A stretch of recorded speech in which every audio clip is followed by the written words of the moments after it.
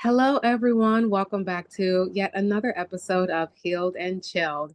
And today we have another awesome and amazing, wonderful special guest. And you know how I like to do it. I like for the guest to have control of the narrative. So, if you would, in your own words, from your own point of view, can you please introduce yourself and we'll dive right into the interview? Hey, it's great to be here.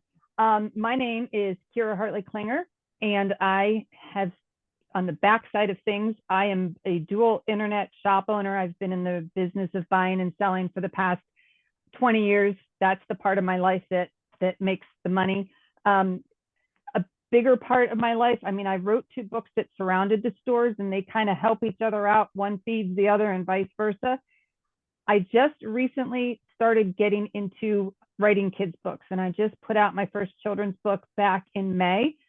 It emphasizes a lot of the things that have been important to me over the years. I've always kind of I've been very mission minded towards helping kids. I raised three kids of my own. I'm a grandmother now, and being a grandparent is completely different than being a parent in all the best ways. We get to do all the ooey gooey fun stuff that parents don't have time for. So, yeah, we have camp here with the grandkids, and the camp stories are pretty much what inspired the first book. And so the first book is going to go into a series. So that is what I would really like to highlight today. The rest of my business is lucrative but boring. So the kids stuff is fun. Yes, I absolutely love that. And congratulations on your first book coming out. I'm curious to know what made you decide to say, hey, I want to take these stories that we do with my grandchildren around the fire and at camp and turn that into a book because it makes sense, but I'm just curious how those dots connected. My mom was the first one to start talking about writing the camp stories. We're not your traditional grandparents. We bought this farm probably 13 years ago, and we really had no idea at the time what it was going to become. I had a couple of horses. I needed a barn. That's all we knew. So we bought this Wow. farm, and it has this pond that's about an acre pond. We started with one old sailboat that we took the sails off, and we used it as a rowboat. It was for us. We didn't have grandkids yet. So then the first grandchild came, and every year we seem to gain a grandchild, and every year we seem to gain something else on the farm. And I think we started having camp here when the first one was, I think when she was 2. She's 13 now. And so we have the pond. It is full of big fat fish that my husband feeds on a daily basis, and they love to jump at a worm any chance they get. So the kids catch fish all day long. And I'm tickled to death that the 13-year-old will still swim in a pond, knowing full well that there are these big swarms of fish living in the pond. It's all good. I'm not getting in, but more power to them. So we have this pond. They swim in it. They fish in it. The yellow sailboat has kind of been retired. We now have a paddle boat. We have an old pontoon boat with a water slide on it. We have kayaks, and I have a dog that's barking. Hold on. Hey, quit. Anyway, sorry. It's okay. It's I okay. gotta love it. Let me let him out of the room. Give me 1 second. Okay, no problem. But it definitely sounds super exciting learning more about your story thus far and like the pond and the children and everything. I've always wanted a farm, so I'm excited to hear more about that. All right. Well, I've let him out, so hopefully he can do his thing in the distance. He's It's a grumpy okay. old dog. So anyway, we've got the pond set up. We came into this. We had the horses, but while I would let my daughter ride the horses, I was always terrified to let my grandchildren ride the horses. So they were more pets. You can pet them, you can love them, you can feed them, but we're not going to ride them because I cannot send you home broken. Um, so we didn't do that. However, we did other things. I can't tell you how many go-karts and four-wheelers and stuff. Hmm. Um, I think the very best thing we ever bought was the old transit bus because we had 8 and we needed to get them from point A to point B, and it was this Mm. pain using multiple cars, multiple drivers. It's like we all want to go together. So yeah, so we bought this transit bus, and it was an old church bus, and it's seen better days. And I just took to it and I painted it. It is turquoise blue with flowers on it right Oh, now. It wow. has turquoise fur hanging from the ceiling inside. It has flowered curtains, flowered seats. You know, my husband does the mechanics of it. So yeah, so we take the bus places now.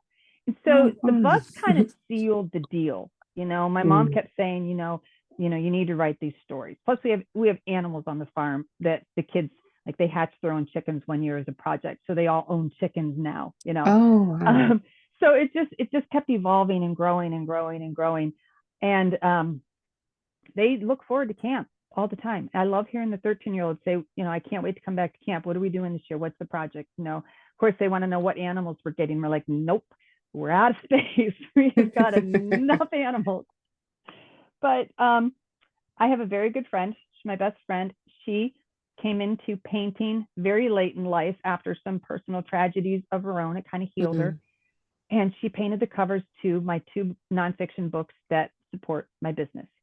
And aside from my mom chirping in one ear, she started chirping in the other ear. I really want to illustrate a children's book.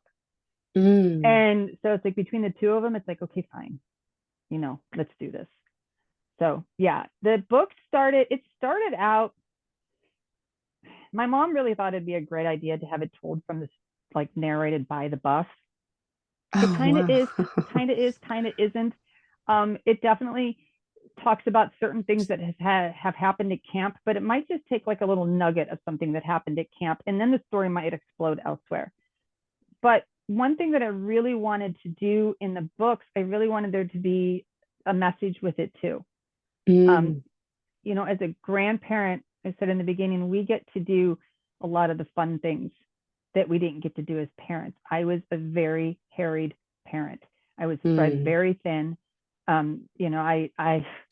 Geez, I worked two jobs, plus I helped my two sons had a paper route. We'd get up at the crack of dawn and deliver 200 newspapers before they go to school. We did that for 4 years. I mean, we were just go, go, Wow. go, go, go. Mm. So as a parent, you think about, um, you stress out if the kids make a mess. You want to make sure they brush their teeth. You want to make sure that, they get up on time for school. You have all these rules in place. You have to do this, this, this, and this.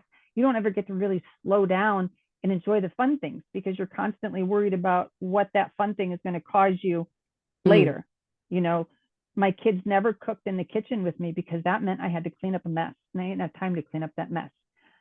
I cook with my grandchildren all day long. We bake constantly. I'm having Mm. them write down in their own hand, in their own book, recipes that we're passing down from the family so that they can carry them on, but it's written by a 5-year-old and a 7-year-old. So, but I would have Mm. never done that as a parent. We didn't have time for the ooey gooey special kind of stuff. Right. Um, and I think sometimes, I mean, certainly for me as a parent, I tried to always tell my children, hey, I love you. I tried to hug them. I tried to kiss them. I used to tuck them into bed, whatever. I also remember dipping out of reading them a story at bedtime because I was just so darn tired. And Mm. I would say, I'll be up in a minute. I'll be up in a minute, just hoping that they would fall asleep because I was just too tired to read that book at the end of the day. Mm. And now that's a big part with my grandchildren. So it's like, no wonder kids like to go to grandparents' houses so much. They get Yeah. the extra. Um, and so that's kind of where I was leaning with the books. And so the first book of the series talks about how we found the bus, and how the bus was dirty and lonely and sad and scared, and goes through the emotions of being hopeful and disappointed, and every Mm. emotion that most kids have on any given day, all in the same day sometimes, Yep. you know? And so at the end of the book, when Arlo is new again, and Arlo has a new purpose and a new life and a new family, and Arlo's excited about this new adventure, at the end of it, no matter what Arlo has gone through beforehand, Arlo feels loved. Mm. And so, that's the message of the first book. And, to celebrate it, we did those little, artists and I did these little silicone wristbands that match the book. And inside the wristband, you can flip it over and there's like a secret message that says, I am loved.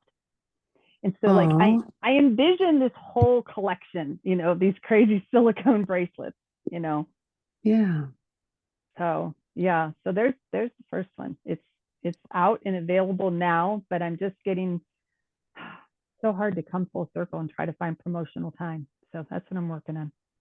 Yeah, I definitely understand that. And I appreciate your honesty about, like some of the realities of being a parent and Mm-hmm. especially when you're working and doing all these different things and trying to, create a safe and space for your children and all those things, it's a lot. And I'm not a parent necessarily myself, but that's why I start doing children's confidence coaching because I am a big sister. So just like grandparents can feel, big sisters can kind of, do things as well. So that's why I Absolutely. started the confidence coaching. So I definitely resonate with what you're saying as well. I'm curious also, how did it feel when the first book was finally finished and you're like, okay, wow, I have this product and knowing that there's going to be another child eventually who like reads it and remembers like, oh, I'm loved. Like, because unfortunately, there are children who in this world who don't necessarily know that they are loved. So your book might be the first one that they interact with that they hear love. So how does that feel? I mean, if it pans out the way that I want it to, it surpasses every other thing that I've done professionally in my life. Mm, Um, I have always done, I've always tried to do some sort of mission that supports a child. I'm not sure mm, what first pushed me in that direction. I don't know. I have a soft spot for kids, and I just feel like, yeah, their younger years, it's make or break for a lot of them. yeah. And there's so many things that can turn it in a positive direction or in a negative direction. We did this program. We started this program where we were taking kids in our community back to school shopping. We'd collect donations at church and what have you, and we would take them uh, shopping to get their school supplies. And a lot of these kids, they relied on donations that the school would give them. So they would get, I Mm, mean, everybody's really well intentioned when they make donations for this type of thing. And nobody should ever stop doing it because of what I'm about to say. But most of what is handed out to these children kind of labels them as receiving the free stuff. And mm, I don't like I said, I don't want to frown on anybody's donations. Donations are needed across the board. But a child at some point reaches an age where what their peers say and what their peers think, no matter what they're told at home, it's going to make a difference in how they think about themselves. And it's going to make yeah. a difference in how they perform in school. It's going to make a difference about the attitude that they have about going to school. Hmm. So I just had it in my brain, you know what, if we took these kids back to school shopping and we let them pick out the $3 pencil pouch instead of the 99-cent one, and we let them pick out, the backpack that had the current characters on it instead of the generic blue one. If we just let them pick out their own supplies and define their own character and maybe be like their friends or their peers and not feel like they're standing out, maybe in a roundabout way, that child's going to want to learn more. That child's going to want to care about school more. That child might have a possibility of breaking this cycle of poverty that they were born into. Mm, I don't really have anything to back it up. It just was a feeling that I had. right. So we were fortunate. We were able to do the program for about 5 years. COVID, when we couldn't go face to face anymore, COVID kind of stopped it and then it really got started back up. But, it was a Mm, great experience. There were some kids that we took every year and we saw them like gaining confidence year after year and getting excited about going back to school and, hey, how mm, you doing, and catching up with them. And, it just was a really, I enjoyed that outreach quite a bit. So if I can reach them in a different way, we've done one book signing for the book so far. We had a big event at the library, and I don't think the library did a very good job of advertising it, and so we weren't mm, really getting anybody coming into the room.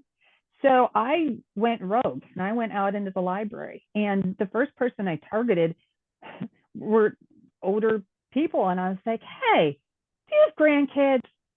And it's like the biggest question you can ask somebody that if they do have grandkids, they're going to start talking. All they want to do is tell you about their grandkids. Oh, do I have grandkids?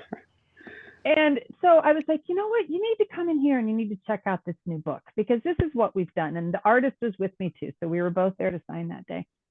And every single grandparent I approached came into the room, and every single one of them bought at least one book, bought Mm. wristbands. Oh, I'm going to send it to my grandchild so and so for birthday, Christmas, for whatever. Oh, can we take a picture with you? I mean, it was like a really Oh. big deal to them. So I kind of feel like I'm in the grandparent market here. Parents are like, well, of course we love our kids. They know we love them. And his grandparents were like, yeah, but they need to know, I am Mm. loved, like above and all. And I don't know. As grandparents, we just have such a huge honor to be able to do this. They can come to our house and, they can make a mess and they can move in for a couple of days. And, it's stuff that we don't have to do. It's stuff we get to do now.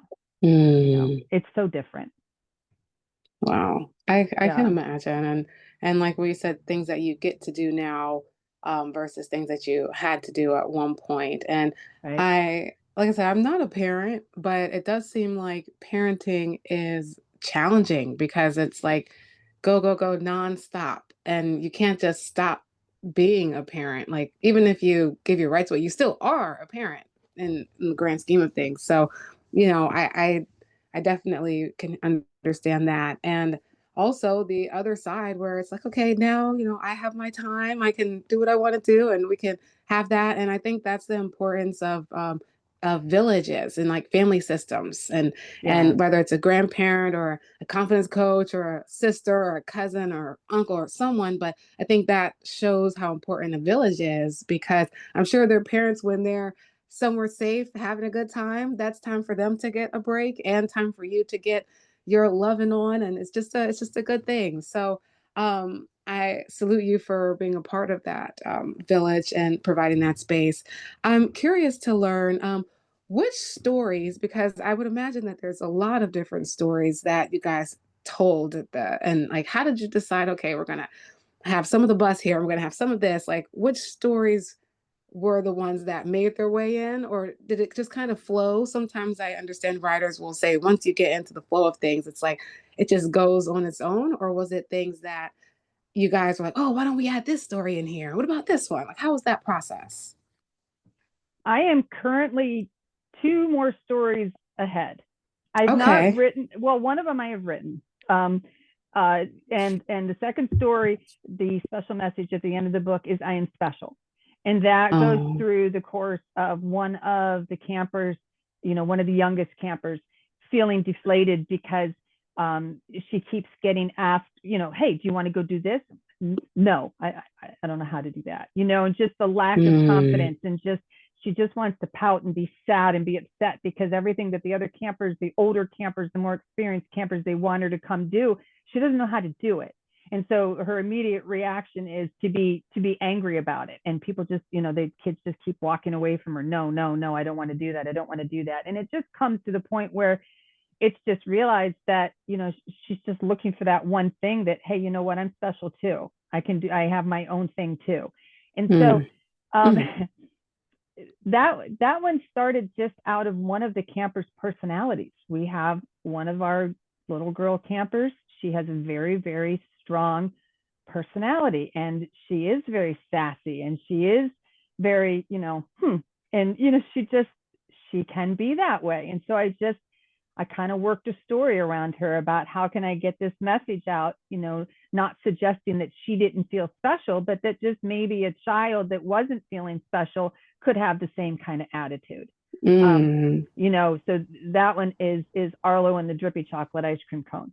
So the artist is very busy sketching and drawing and sketching and drawing. So she kind of has the lengthy part, and I try not to get on her too much about it. But it's like, I already did my part, kind of waiting over here.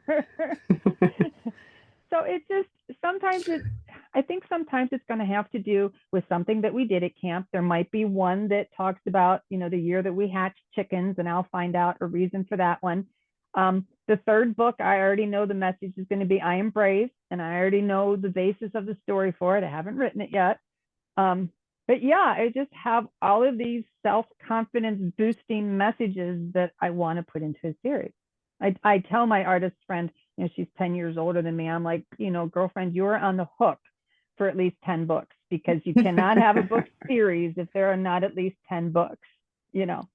Right. So, but yeah, I love this book series. I love doing these books, and yeah, I want to share it. I want to get in my jalopy bus and go down the road and pull up to a school and bring some kids into the bus and read a story, you know. I love that.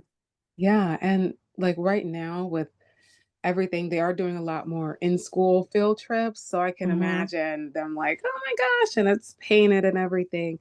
And I think the other point to highlight is the additional messaging because like as a confidence coach, I do work with children and I can see that, there are some similarities across the board when it comes to like them using social media. And so they're seeing a polished version of a person. Like they're not seeing the celebrities and the influencers in real life. They're seeing Right. a version of them that's been retouched and surgery. And there's nothing wrong with that, but it's changing the way that they see themselves and the way that they see others because they're like, well, I want to be like this person and I want to do what they're doing. And so them knowing that they are loved and okay just the way they are and knowing that they're special how they are, like you don't have to be like this other person, I think is really, really vital, especially now with social media and celebrity culture. It's just they're inundated everywhere they look, and Yes. now video games too. And I do play video games with children and stuff, but there's just a lot that they are up against. So it's so important that we're purposely pouring positivity into them. So I'm wondering, what is there a specific thing, if you can share, like that made you say, hey, not only am I going to create these books, but I'm going to make sure that there is messaging in them so that this child knows they're loved or knows that they can be brave and knows that they're special and so on. It it almost happened really accidentally. You know, I knew that I was going to write stories about camp, and I wanted them to be something that the grandchildren could have. Um, I think about them reading them to their own grandchildren one day, Mm, talking about camp one day, and coincidentally, we try really hard not to allow social media when they're here for camp. mm-hmm, They get time on their tablets before they go to bed, or maybe a little bit in the morning, but during the camp day, they're supposed to have all their tablets and devices put away. Sometimes we have to fight with them a little bit because when my kids were growing up, the TV was the babysitter a lot of times. My daughter was right. hooked on Barney, and I knew all 5 time slots every single day. And I knew that there was 30 minutes Mm. 5 times a day that I was going to get something done. So, I don't blame parents for letting social media entertain their kids. But, when they come here, we do try to shut it down. And we don't, a lot of times we don't even have to say anything. Like when they're out on the water, the last thing they're thinking about is who's texting on their phones. They're just Right. out there going down the water slide. Yeah. And you are 100% point on with the whole social media influence thing. It is hard enough for an adult to Yes. go through videos and Instagram. Like I see all these people's picture perfect, immaculate, eat off the floor houses. And I'm like, oh my God, I need to Mm-hmm. do more. And I'm busy 24/7. I don't know how I can do more, but it's enough to make an adult second guess and feel less than and feel inferior and feel like, well, I can't have any company over, my house is a mess. So imagine Mm-hmm. what it does to a child who can't quite understand that yet, that we do understand that it's staged. But so, yeah, you're 100% spot on with that. Okay, so a little bit of background on me. My dad, in his professional career, was a psychologist. My mother was a behavior specialist. So Okay. I was like, yeah, I was analyzed from birth. And Mm. I really, my poor husband, I really think that he didn't know what he was marrying because, he can't get away with anything with me either. It's like, I know what you're thinking. So it's just always, I don't know. I guess part of them has just always been in my head. And I did try very hard with my children. My parents always raised me to believe that, I could do whatever I set my mind to. And I appreciate the clip that you did about not setting up kids for that big disappointment if they can't accomplish that. Mm, I have to say that my parents probably did it right because it took me 40 years of trying before I published a book. So mm, I still think that if you really want something badly enough, you probably can put it forward. But whether or not it's the direction you were meant to be, I think that depends on whether or not you're happy after you finished creating this or whatever it is that you were doing, you know. right. But anyway, I think they did a good job instilling confidence in me. And so I tried to do the same thing for my kids. Now, when you're a grandparent and you look back on it and your kids are grown, you're like, oh my gosh, I made this mistake, I made that mistake. You can analyze every single mistake that you made. But at the end of the day, I can look and see that they are accomplished themselves. They are excellent Mm, parents themselves. They are happy, secure, they are whatever. And so then I feel like I've done the right thing. And so same thing with the grandchildren. I think their parents are doing outstanding jobs. But you know, at the mm, same time, they all have individual personalities, and with any child, you're going to see, for whatever reason, something that they are lacking. Despite the fact that my mom and dad did such a good job raising me, I have been terrified of public speaking my entire life. I mm, didn't start getting into it until probably 2 years ago. I started doing guest speaking that surrounded my shop. And then in the last couple of years, I also started doing podcasting. But I was always terrified of it. So there's no matter what you do for your children, there's always something that they're just not quite sure of. So mhm, I like the idea of being able to go through this story that is mostly fun, a lot relatable to where a child can say, yeah, I really feel like that sometimes, to just being a bonus at the end of the book and being like, wow, but it's okay that I feel that way. I mm, like being able to bring it full circle and not just let it be a fun story that they can also have fun feeling and feeling accepted and feeling worthy and, you know, wanting to read it again. I think the best compliment we got on this book, because it's meant for kids that are probably the 4 to 7 age range, although you probably could go down younger, you go 3 years maybe, but it's a 32-page book. It's a 2,000 word book. It's a wordy book. mm, right. And one of the illustrator's friends, who's a great grandmother, bought it for her great grandchildren, and her one great granddaughter is attention deficit. She has ADHD. And she had 3 different people read it to her 3 different times, back to back to back to back. And she sat there and listened the whole time. So to Oh, me, wow. that was exactly what I wanted. You know, Hmm. that's it's exactly what I wanted. Absolutely, absolutely. And I definitely agree. I think that there is so much that parents and people in general are inundated with, and it's like you mentioned, it's hard enough for us to keep our minds together. So I think it's very important that we go out of our way as much as we can to protect the children. So I like that she listened to your book 3 different times, because one thing that I'm also really passionate about, even though I do like have like Roblox clubs with children and stuff. So I'm not saying like no video games, but I think that like books and things are a bit safer just because it's less internet time, it's less interaction with people that they don't know, and just different Right. things like that. So I can appreciate the reading and books, because one thing I've also noticed is that there's a literacy issue going around, and a lot of children cannot read, and to the point where they can't read like one word words, like or one Yeah. word, like they, like I know that that sounds weird that I said one word words, but it's like they can't read even like one word. So I think reading is such an important thing that we have to make sure that our children can do in order to really thrive or exist in society, because everything's moving so fast paced. And the last point I wanted to highlight about why I appreciate that you have a book for children is because with so many images that they see all the time, and like the access to the internet, they're seeing like horrible things happening across the world. They're seeing horrible things happening here, there, and they're just inundated with so much information, and even things that aren't bad. Sometimes I don't think are content that children should be ingesting, even if it quote unquote is child friendly. So I think having books is a little bit more of like a safety net for them, and giving them Mm-hmm. that time to where, okay, yes, you can do social, yes, you can do this, but also let's sit down, let's have some one-on-one time. I'll read to you, you read to me. And especially hearing that a child with like ADD can like wants to listen to it 3 times in a row, I think that that speaks volumes. So what do you think it is about the book? Like, is it the story? Is it the pictures and together? Is it like the way that you articulate the words? Is it the affirmations? Like, what do you think it is about the story that's so compelling to these children?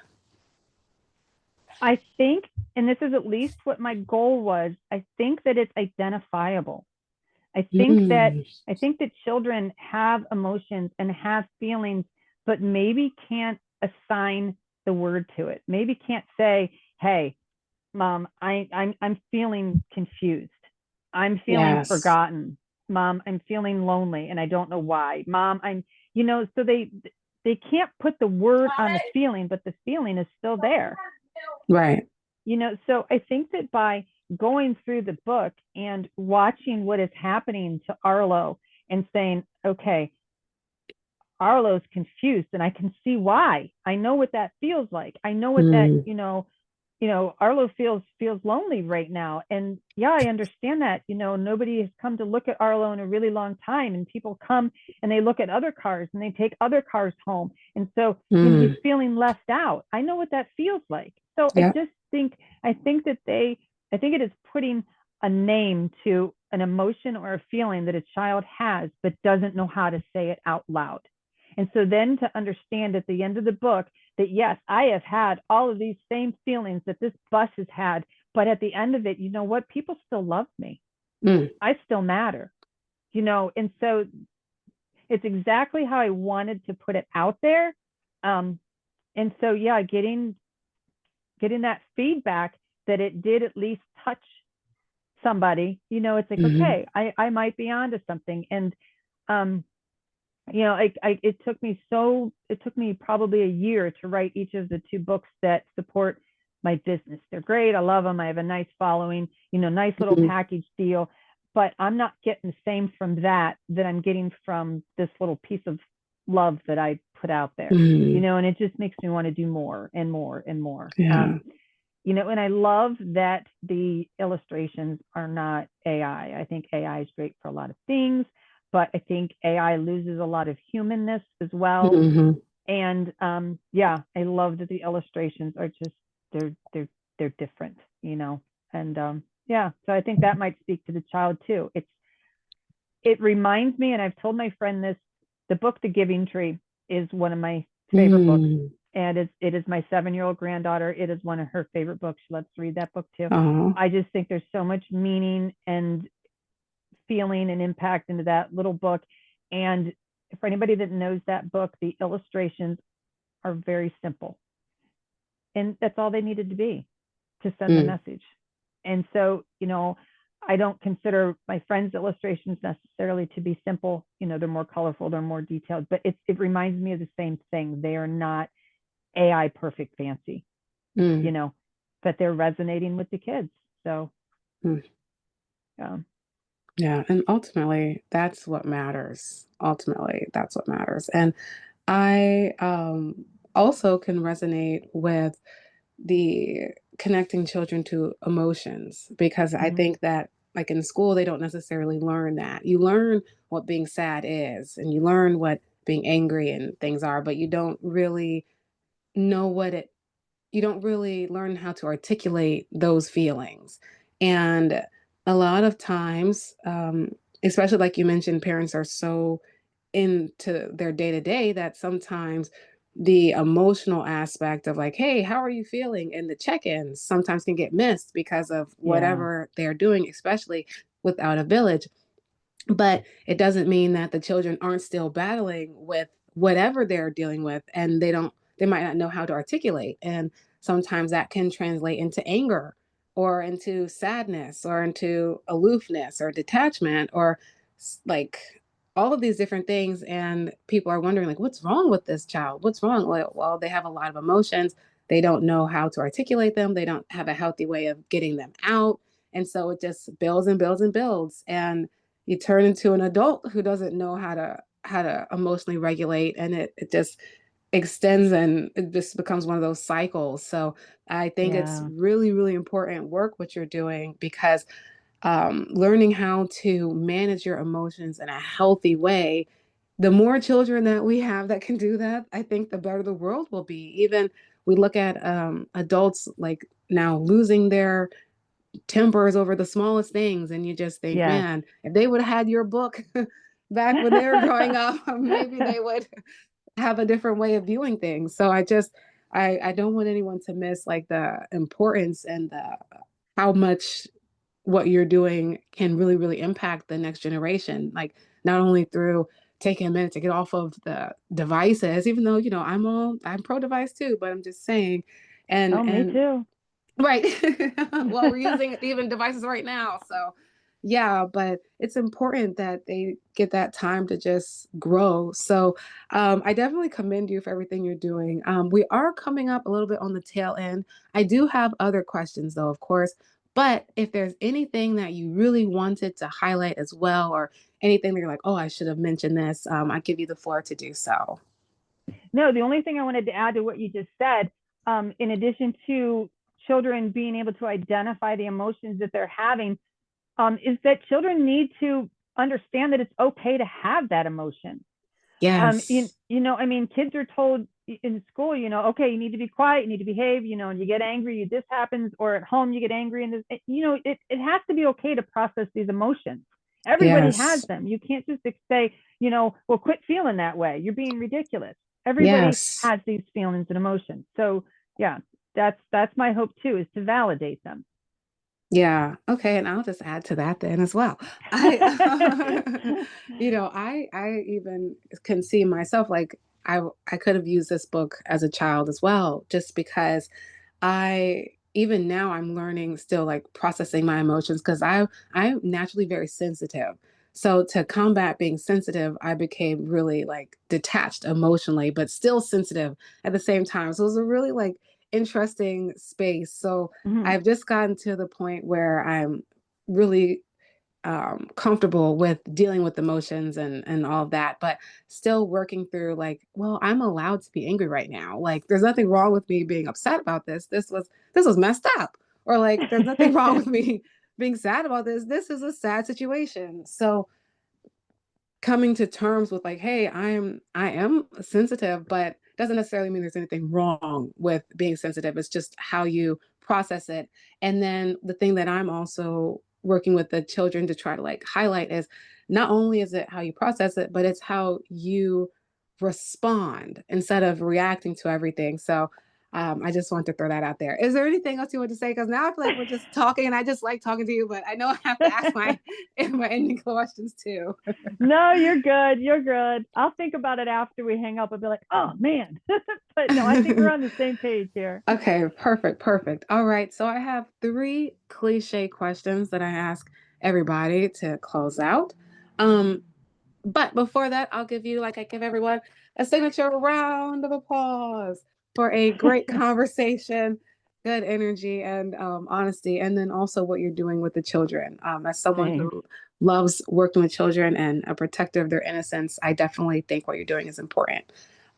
So my first cliche question is, if you could think of a time when you were in a darker space when you were younger, what's one piece of advice that you know now that you really wish you would have known back then?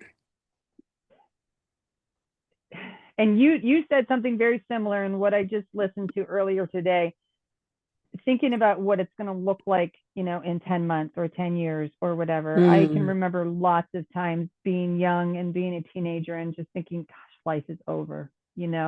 And it's just looking back, it's just a day. yeah. There's always a sunrise on another day. It's just, Hmm.